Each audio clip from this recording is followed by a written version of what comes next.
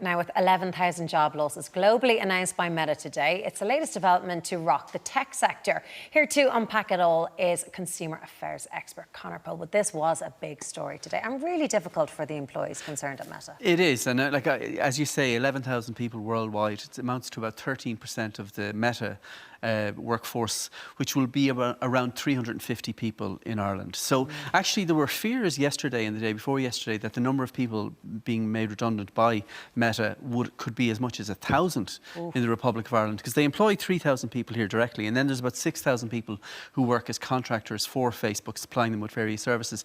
So I suppose the 350 is comparatively good news. Now, it's terrible news for the people who work there. 6 weeks before Christmas. 6 weeks before Christmas. But I suppose on the you could say these people are all very smart, very well educated, and hopefully they won't have any difficulties finding work. But the question then is, like, A, what's behind it? Now, Mark Zuckerberg came out today and he held his hand up and said, it was me, I got it wrong. Because what happened was, during the pandemic, a lot of tech companies experienced this massive growth as everyone shifted into the online space. And a lot of people in the tech industry were just assuming that we'd reach some kind of tipping point, and that would be it, that we would now be moving in a much more virtual world and much more time would be spent shopping online and engaging in all sorts of activities. But of course, as soon as people were able to get back into the real world, that's what they wanted to do. Yeah. I mean, you don't hear of anybody having Zoom table quizzes now, or having Zoom drinks with their family. Like, no, I do not want to do that. We're not having drinks in the park anymore, no way. No, absolutely. So what happened is that a lot of people just went back to their normal world, and a lot of the tech companies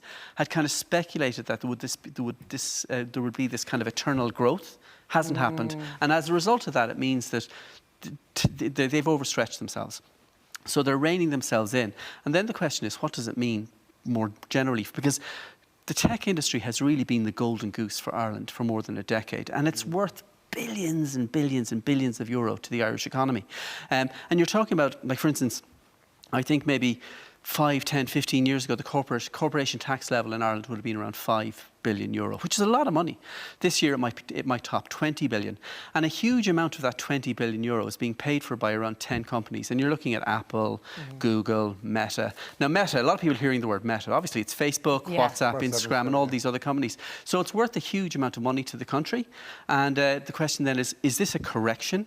Or is it going to be something more long-term? Now, Facebook and all these big companies are saying it's just a correction. We'll get through this. We've been here before, and we have to kind of hope that's going to be the case. And Micheál Martin said as well that the government would offer as much support as they can for the people. Like, are there any silver lines? I know the people concerned can't probably see it right now, but in terms of what will this mean? Is there any positive impact from suddenly having a flood of these people Well, yes, there is, because one of the things that the IDA has been really good at, it's been bringing in these companies when they're small, right? So when they brought in Google, when they brought in Facebook, when they brought in Twitter, they were relatively small companies, and then they grew massive over time. So what we now have is we have an ecosystem of tech companies. So all of these people who worked with Meta, all of these people who still work for Meta, they are incredibly skilled, and the idea is that they will be able to feed into the tech ecosystem that exists in Ireland already. And this is, I remember years and years and years ago, I grew up in Galway, and there was a company in Galway called Digital. Now, I'd say some of your older viewers might remember Digital. They were a computer company in the 1980s in Galway, and they were massive, and then they closed. But all of these people who worked in Digital, who lost their jobs, went off and they created all these other smaller companies in Galway, and they kind of changed the economy of Galway. And I think there's a hope that that's going to happen with this tech thing now. And as I say, it's not something that we should be losing the run of ourselves by saying, oh, it's all over, we're all doomed. Because I think the economy is sturdy. We still have, almost full employment. And the corporation taxes that have been coming in are still coming in. So we wouldn't want to be panicking just yet. It's not affecting the fact that Meta has its international HQ here in Dublin, and they've been very clear that, like, they're still really committed to Ireland. But I guess it's a wobble. It's unsettling, and it's a wobble that comes on the back of, we had COVID, then we had the cost of living crisis, you have the war in Ukraine. You have all of these things, and you're like, lads, could you not just cut us a bit of slack and give us like a period of time where we've got no bad news? Boring. Remember, like, boring we used to hate boring. I'd love a bit of boring right now.